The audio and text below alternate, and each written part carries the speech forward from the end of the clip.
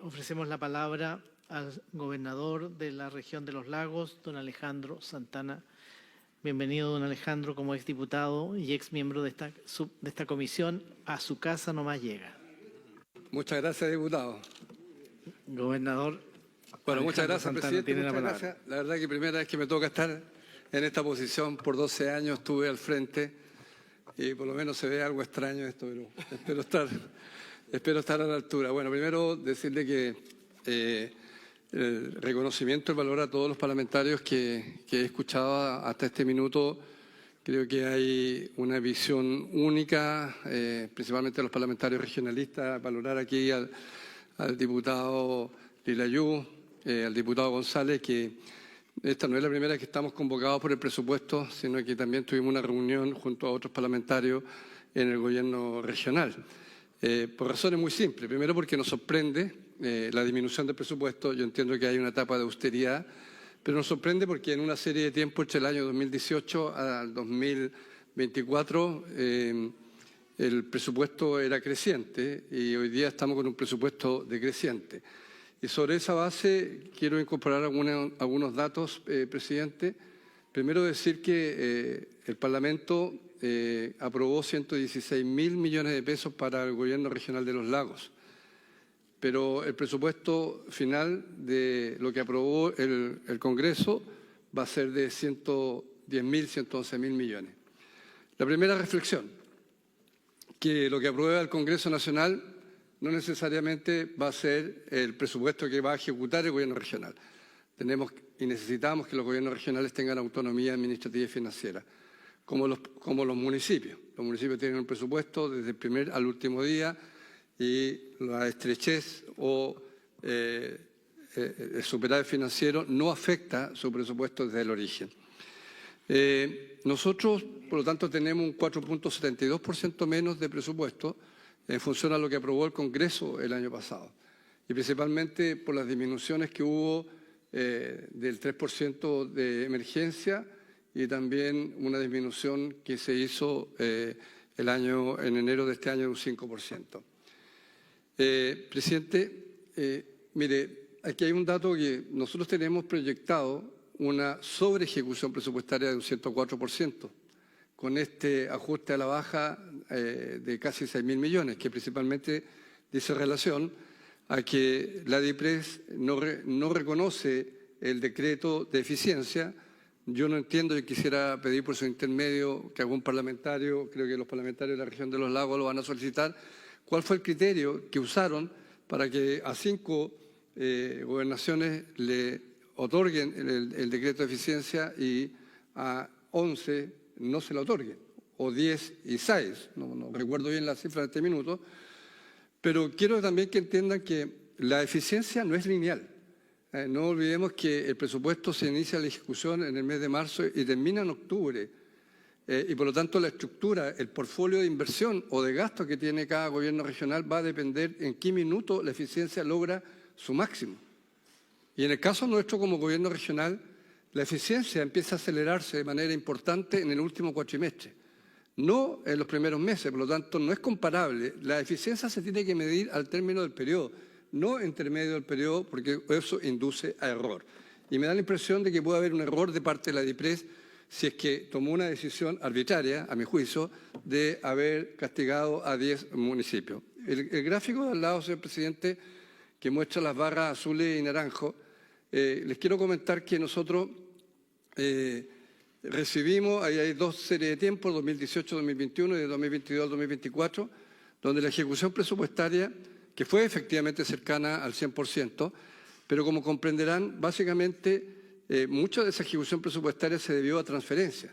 Nosotros lo que estamos apostando es tener una ejecución presupuestaria cercana al 90% y que principalmente sea en proyectos tangibles y disminuir al máximo las transferencias.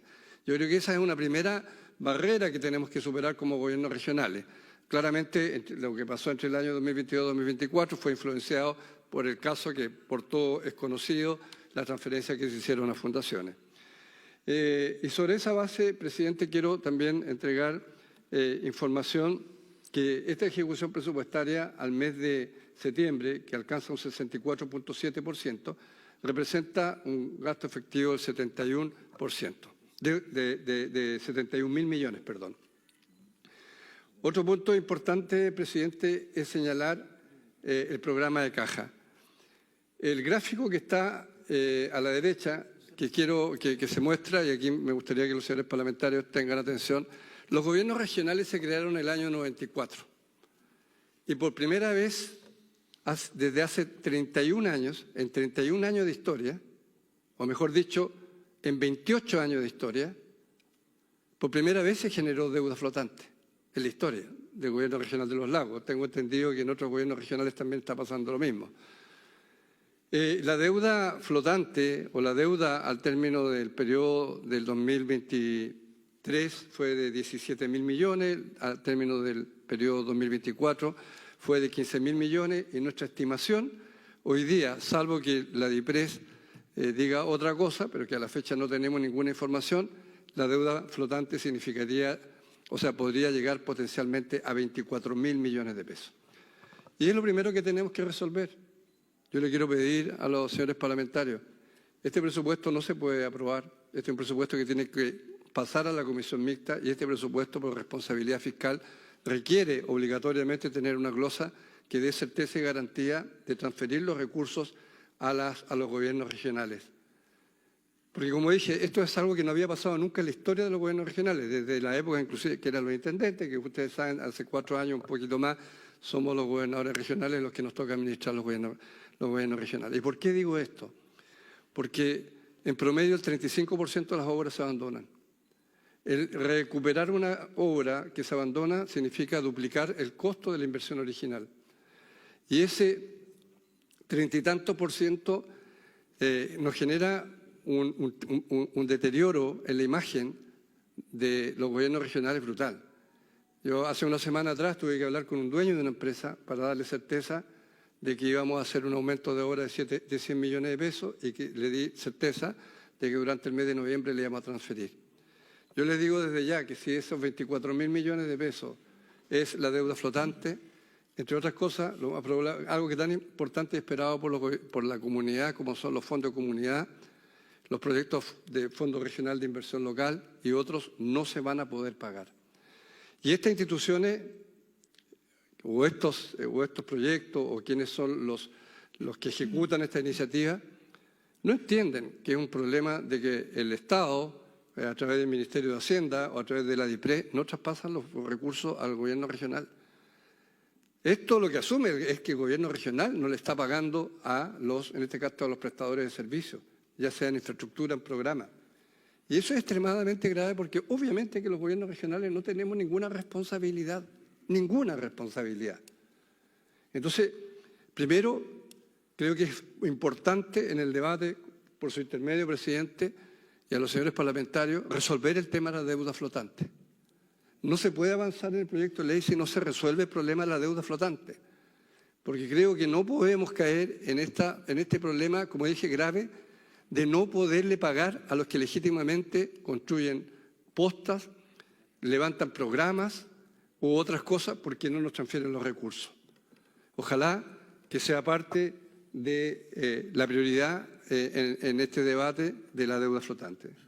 Nosotros, al final del día, las 16 gobernaciones que estamos participando en el día de hoy, representamos, si llegamos a lo que fue el presupuesto, puedo estar equivocado en unas décimas, representamos el 2.07% del presupuesto de la Nación. O sea, yo valoro y agradezco que estén todo el día debatiendo el 2% del presupuesto de la Nación, en 16 gobernaciones. 98 de cada 100 pesos, en cifra redonda, están en los ministerios, no están en las gobernaciones. Las gobernaciones somos solo el 2.07% de acuerdo al presupuesto del año 2025. Entonces creo que en términos de materialidad me da la impresión de que la flexibilidad puede ser un poco más concreta. Algunos lineamientos para ir más rápido, señor presidente. Bueno, esto tiene que ver con una política interna. Yo antes escuchaba de un gobernador hablar del fierro y cemento.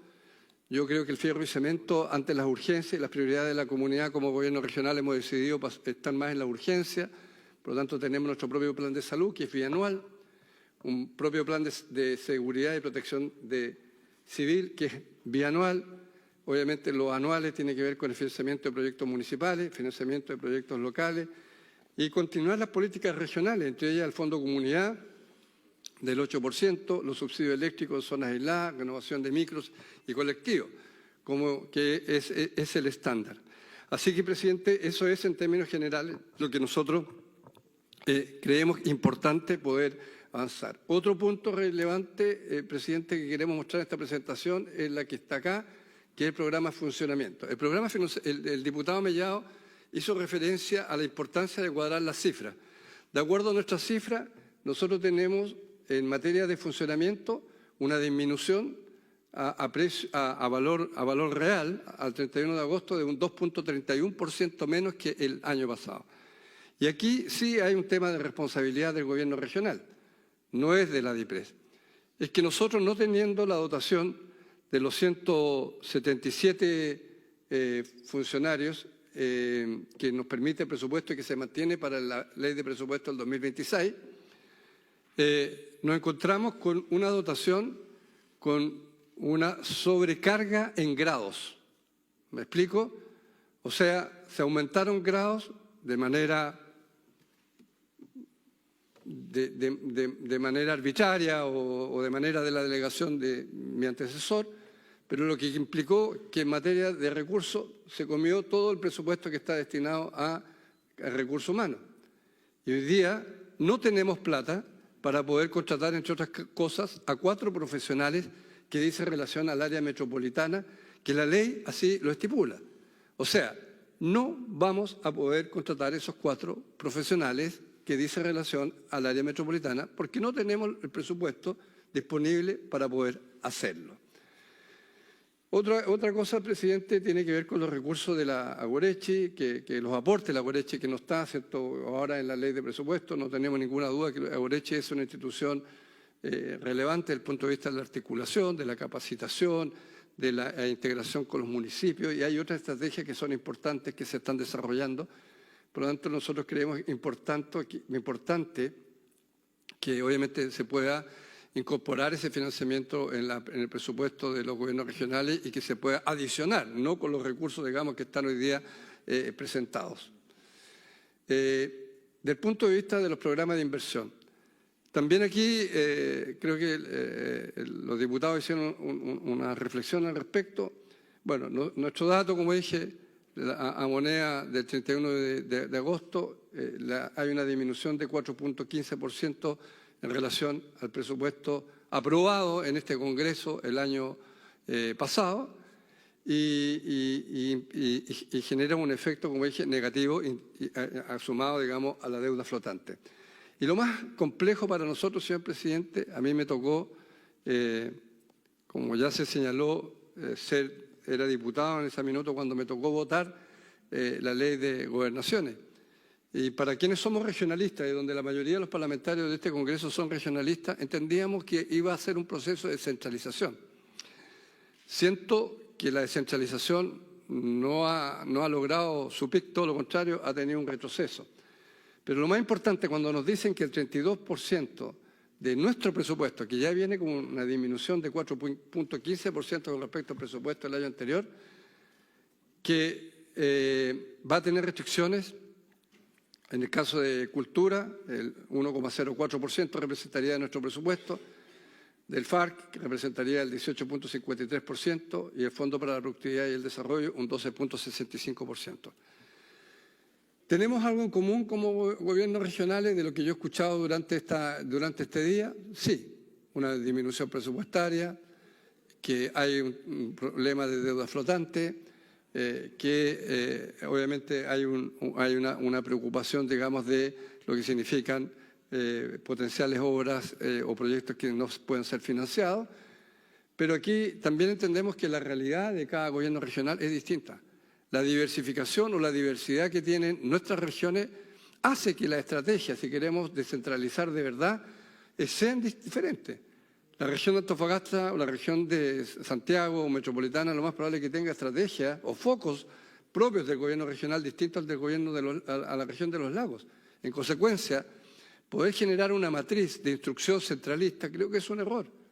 Y es un error porque hay casos concretos, como por ejemplo programas de Senatur, que apuntan a la oferta y el problema es de la demanda.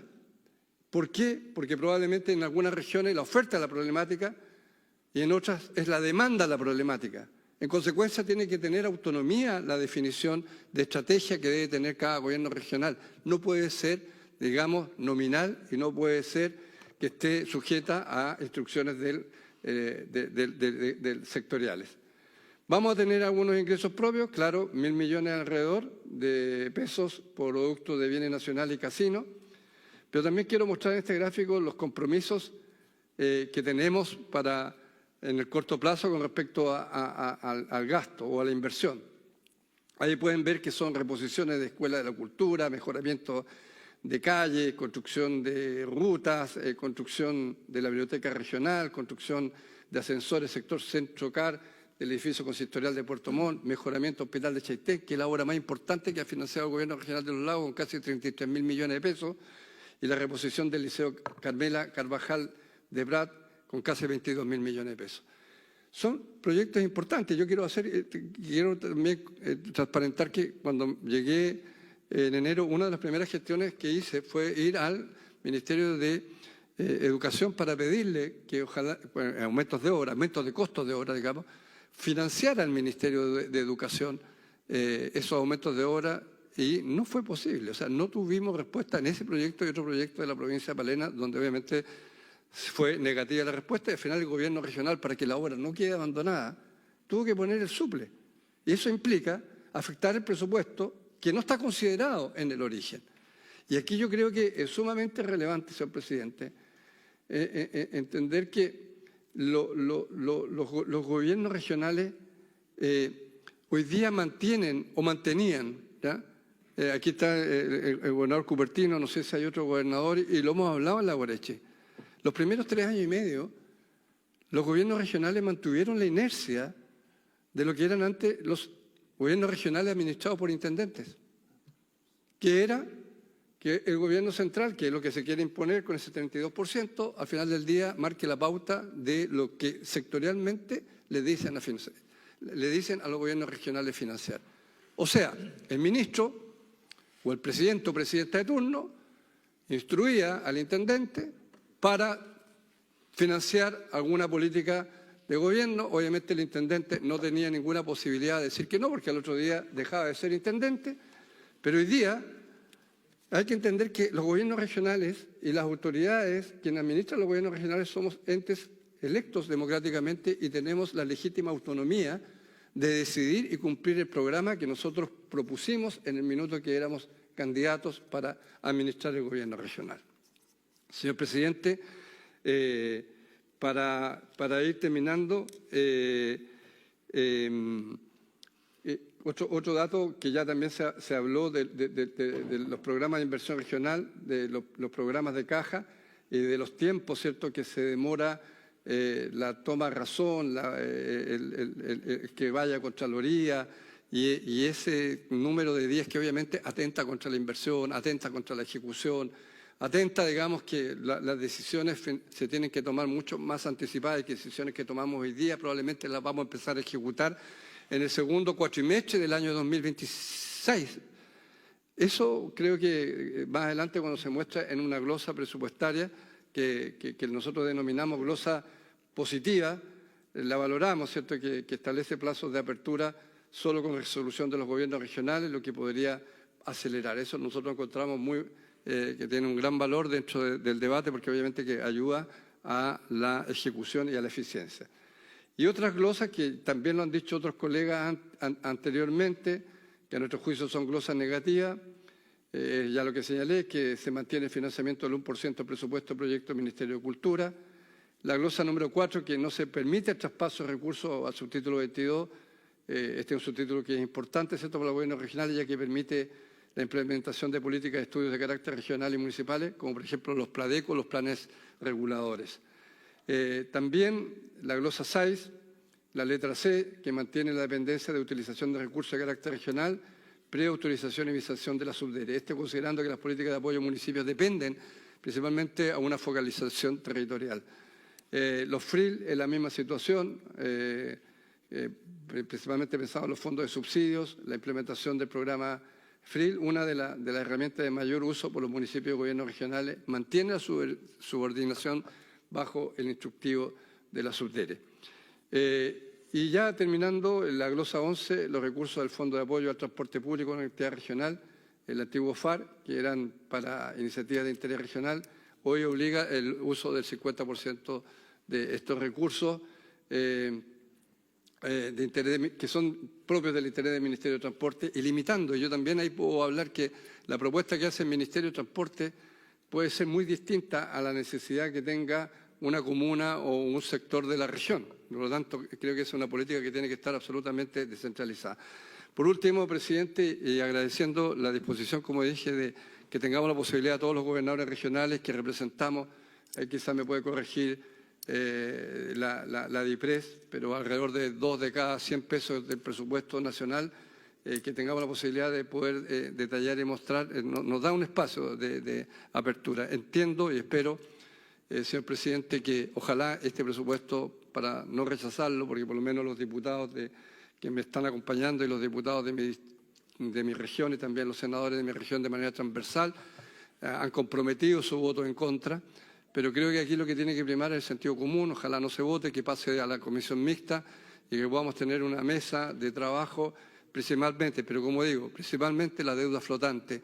Yo creo que la deuda flotante tiene que ser parte del debate. Yo sé que no tiene que ver con el año 2026, pero sí tiene que ver porque va a impactar el año 2026. A este nivel de volumen de deuda proyectada, si no se corrige, nos va a impactar el presupuesto indistinto de lo que se apruebe.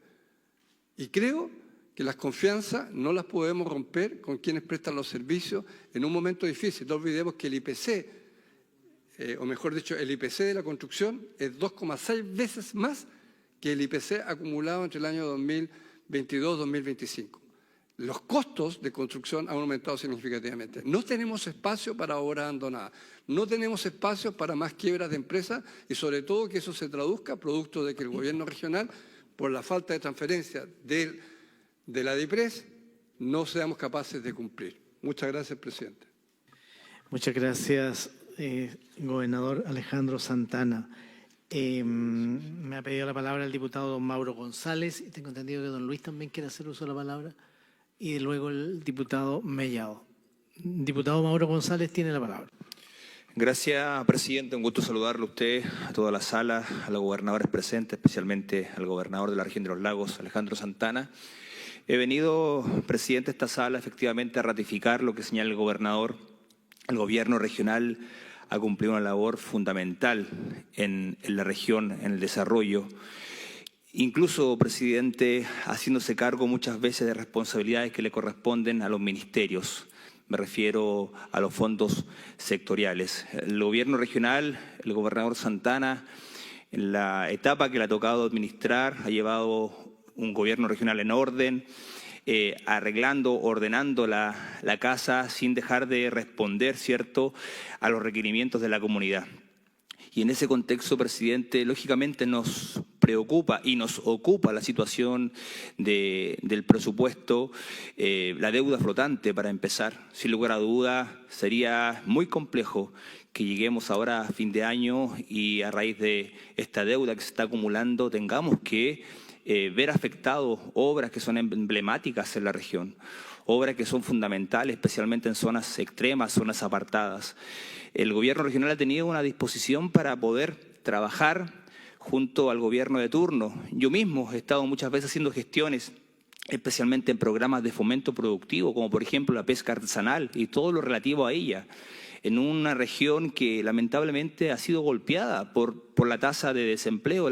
Tenemos una tasa de desempleo la más alta de los últimos 14 años y eso no deja de ser. Entonces, presidente, es fundamental y solicitar, ¿cierto?, a los parlamentarios que este proyecto, tal como está planteado, no se apruebe. Se tiene que resolver el tema de la deuda flotante, se tiene que analizar lo que viene para el próximo año. Y no puedo dejar de no decirlo, presidente. Me llama la atención por qué efectivamente hay regiones que están siendo afectadas y otras no. Y yo no quiero pensar, presidente, que sea un tema de carácter político. Acá la región de los lagos de manera transversal está apoyando a su gobierno regional. Porque si existen recortes y si existe un presupuesto que no esté a la altura para el próximo año y si tenemos la deuda flotante este año, yo le digo, presidente, que el afectado no va a ser el gobernador, el afectado no van a ser los cores o los parlamentarios, los afectados va a ser la comunidad. Hemos ejecutado de manera transversal, gestionado, por ejemplo, proyectos emblemáticos en salud. Hace poco se inauguró un centro de diálisis maravilloso en Calbuco, también un centro de referencia oncológico en Ancud. Se retomaron las obras del hospital de Chaitén y todas son obras que han sido apalancadas por el gobierno regional de los lagos. Efectivamente, el servicio de salud respectivo lo levanta, pero el que coloca los recursos es el gobierno regional de los lagos. Lo mismo en materia de conectividad, en obras públicas, en educación, en materia de emprendimiento, en emergencias. Siempre el gobierno regional es el que está ahí sacando adelante los proyectos, más aún sin mirar su bajo presupuesto, que al final de todo es el 2% de la nación. Por eso, presidente, me sumo a las palabras del gobernador.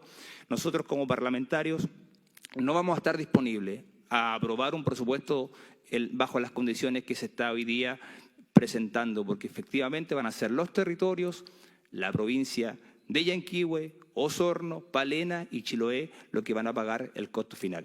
Gracias, presidente. Muchas gracias, diputado. Ofrezco la palabra al diputado don Miguel Mellado. Gracias, presidente. Algo muy corto, porque el gobernador dijo algo muy importante, que yo creo que el gobierno lo tiene que poner mucha atención para flexibilizar el tema de los gobiernos regionales. Solo el 2% de inversión. Y eso es tremendamente importante, porque la verdad es que en las regiones, cuando tú vives en las regiones, ese 2% es tremendamente importante y le puede cambiar la vida a mucha gente. Y de repente, el tener tanta, sin movimiento, las partidas, digamos, en algunas partes, y con el tanto tiempo para poder darle el visto bueno para que se haga la inversión, te lleva a que se extiendan los plazos, pasen años y años, y la gente con las propuestas de los políticos dice, bueno, otra vez no pasó nada, digamos. Entonces yo creo que es importante, gobernador, querido gobernador, acuérdese que yo estoy aquí en la Comisión de Hacienda, que usted iba me dejaba en periodo anterior en su asiento. Aquí estoy, en su asiento todavía. Y la verdad es que hemos concordado con todos los gobernadores que han pasado las glosas que hay que mejorar y que hay que cambiar. Vamos a hacer un listado a través de la presidencia, a través del secretario de la comisión, se la vamos a pasar al gobierno porque no vamos a aprobar nada hoy día, sino que vamos a escuchar a los gobernadores y vamos a pasarlo a mixta para que tenga tiempo el gobierno de poder madurar esas glosas y también entienda que tiene que haber una flexibilización también en las partidas presupuestarias. Gracias, presidente. Muchas gracias, diputado Mellado. Diputado don Boris Barrera. ¿No? Perdón. Don Luis Riquelme de DIPRES. Gracias, señor presidente, por su intermedio. Explicar brevemente cómo se comportan las cajas a las cuales se han referido varios gobernadores. El aporte fiscal aprobado en la ley de presupuesto se va entregando durante el año a los gobiernos regionales de acuerdo a la planificación de estos organismos. Estos programas de caja, se denominan programas de caja, estos aportes mensuales, se van entregando de acuerdo a la planificación del propio gobierno regional, de acuerdo al avance de la ejecución de los gobiernos regionales, porque obviamente si un gobierno regional lleva una ejecución muy baja, está acumulando, digamos, recursos en su saldo, por lo tanto no requiere que se le entregue caja. Y en ese sentido, digamos, por ejemplo, este año, al mes de agosto, hay 4 gobiernos regionales que llevan una ejecución inferior al 40%, el promedio nacional es de un 50%, y como referencia, la ejecución en agosto del gobierno regional de Los Lagos es de un 47,9%. Entonces, una variable importante es cómo se va comportando la ejecución y, digamos, cómo se van entregando los programas de caja. Ahora, el año pasado, digamos, fue un año que ya, digamos, terminó, un año fiscal ya expirado. En términos de la situación de este año, básicamente el programa de caja depende de cómo va avanzando la ejecución del gobierno regional y de acuerdo a lo que ellos mismos planifiquen. En años anteriores, en muchos casos, los gobiernos regionales que llevan ejecuciones más bajas son ellos mismos los que se acercan a la DIPRES y nos solicitan que no les entreguemos toda la caja porque les afecta su medición de la ejecución. Por lo tanto, digamos, a priori un gobierno regional no tiene por qué suponer que no se le va a entregar toda la caja. Depende básicamente de su planificación, cómo pidió las programaciones de caja y cómo se va comportando la ejecución. O sea, en el caso particular del gobierno regional de los lagos, entiendo que se les ha entregado toda la caja, digamos, que ellos han pedido a la fecha. Han habido desfases, digamos, que hemos ido trabajando con el equipo del gobernador, pero en términos generales se les han ido entregando las cajas. Por lo tanto, digamos, todavía no termina el año y en realidad es prematuro aventurar que si es que se les va a entregar o no toda la caja. Eso, señor presidente, gracias. Muchas gracias. Gobernador Santana. Muchas gracias, presidente. Mire, yo lo único que hice fue mostrar una historia. Y la historia dice que al 2023 para el 2024 quedó una deuda de sobre 17.000 millones de pesos. Ese es un dato real, no es un dato ficticio. Y que para el 2024-2025 la deuda, lo no transferido por parte de la DIPRES, fue de más de 15.000 millones de pesos. Ese es un dato real, no es ficticio. Y voy a dar un ejemplo con respecto a septiembre, que nosotros, ejecutado y solicitado, fue 13.560 millones de pesos. Eso fue lo que solicitamos, por ejecución y necesidad de transferencia. Y la DIPRES nos transfirió 7.500 millones de pesos. O sea, solo el 53 o 54% de lo que requirió el gobierno regional en el mes de septiembre. Entonces, cuando estoy haciendo una propuesta de ejecución presupuestaria, es en base al historial promedio de transferencias de la DIPRES al gobierno regional de los lagos durante este año y viendo un poco la historia de lo que fue el año 2023 y 2024. El tema de fondo, ¿cuál es? Es lo que señalé en el gráfico que mostramos, que la ejecución presupuestaria en el caso de la región de los lagos por el portfolio de gasto e inversión se levanta más significativamente en el último cuatrimestre. De hecho, con la disminución presupuestaria por el no reconocimiento de la tasa de eficiencia que solamente afectó o benefició a 5 o 6 gobernaciones y a 10 no, lo que yo estoy diciendo es que vamos a tener una ejecución presupuestaria de 104%.